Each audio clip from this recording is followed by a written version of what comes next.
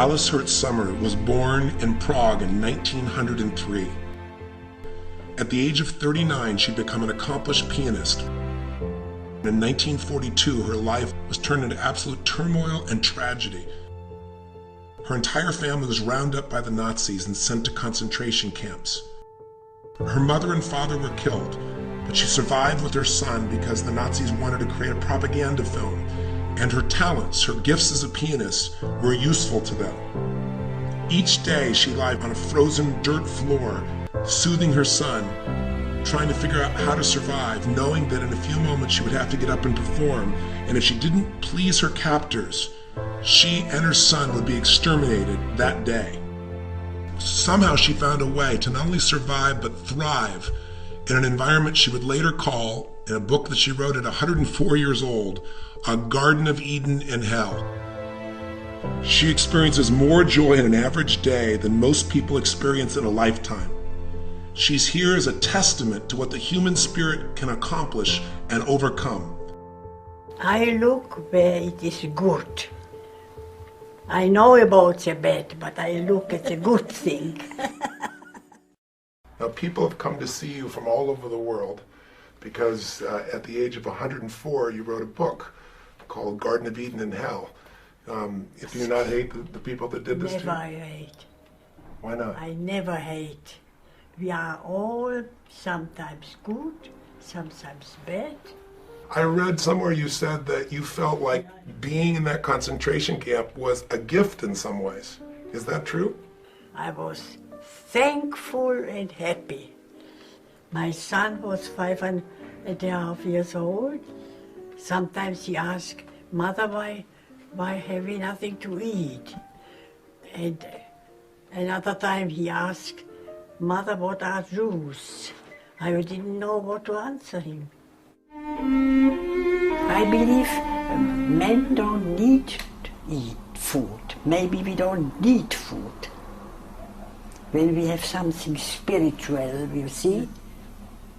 And these concerts, the people are sitting there, old people, desolated and ill, and they came to the concerts and they want, and this music was for our food. Music was our food.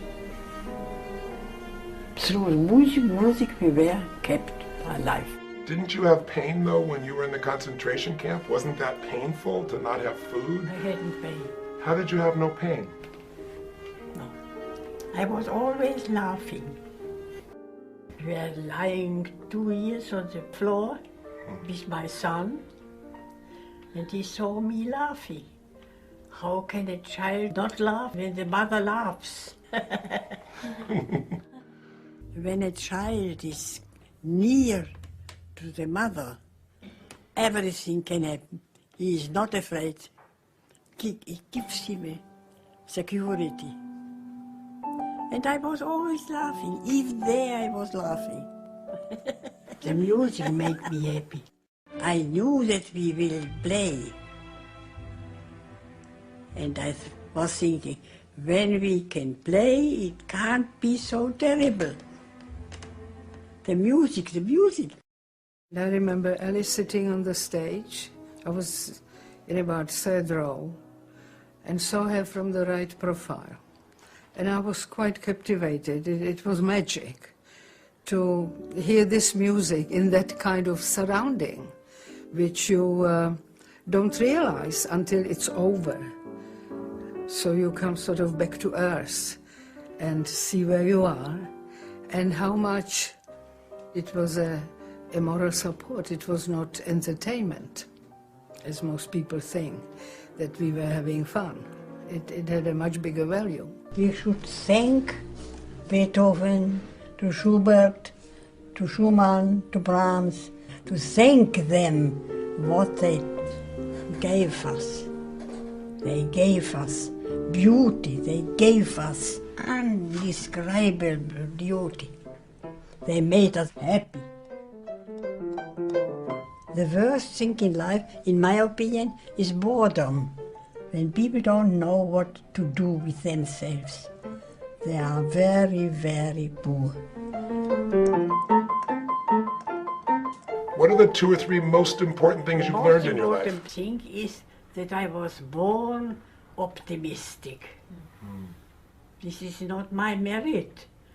My mother pressed it. And I came out and I was optimistic. And I was laughing from the beginning of my life. And we laughed till my end. This is my answer. And why were you so optimistic? You just chose to be different than your sister? We were twins. Oh, you were born of a twin. And the twin sister was pessimistic. She waited for catastrophes. Sometimes the catastrophes came. Sure. I had cancer At what age? in the age of 83.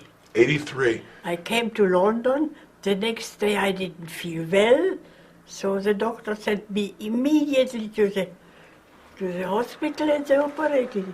And I still am alive. Wow. That's having amazing. had cancer. That's amazing. You said your mother taught you 2 very important lessons in life that helped you even in the concentration camp. What did she teach you about gratitude? Complaining doesn't change people. When they complain, Nothing changes. When you ask me what I learned in my long life, so I can answer you, first of all, I am grateful to my mother that she was interested in we are 5 children, to learn, to know. This is a basis. And then to be thankful. For instance, as a survivor, as I am with my son, thankful for everything. For being not hungry, being in a good health, of course, seeing the sun, seeing a smile of a smile, a nice word of somebody, Everything is at present. Everything. This I learned, to be thankful for everything.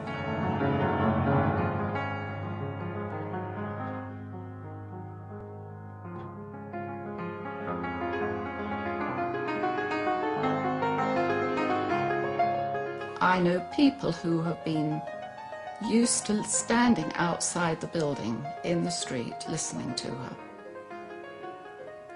and just admiring her playing.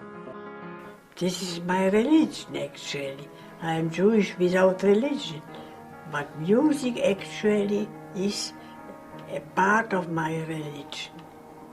Your mother taught you every day to put something in your mind, so it was something no one could take from you. No. And do you still do that? No. I learned Bach by heart. Yes. And when my doctor came, he said, this is better than 100 pills.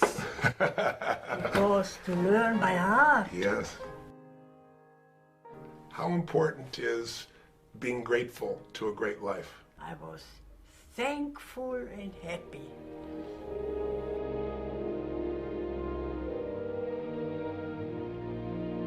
I think backwards. This was beautiful. This was beautiful. Instead of forward, I'm living now backwards. Wouldn't it be wonderful if people thought of a life where you started life by, dying, and then somebody gave you a gold watch, and then you went to work, and you eventually ended life playing with your friends in the yard.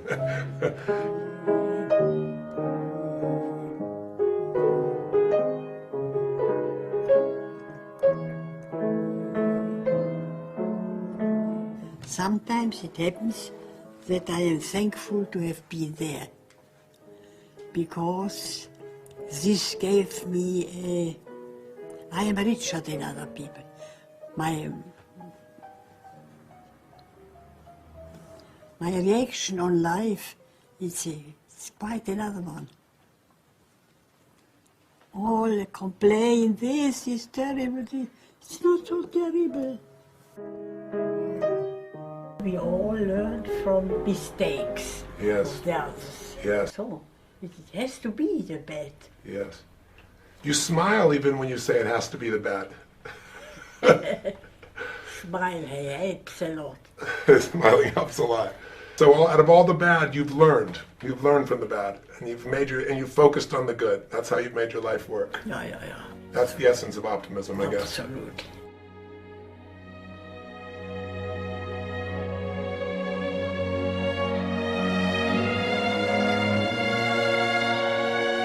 All complain, this is terrible. It's not so terrible.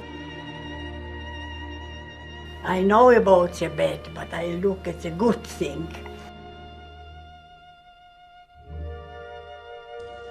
Everything is a present. I understand at 106. I understand you were still practicing 3 hours a day. Is that true? It's true? 107. 107, 3 hours a day practicing. How old are you? Seven or six? 7. 6? 7. I am 7. Yes. Now I will be 8. Yes. She's about to be 108.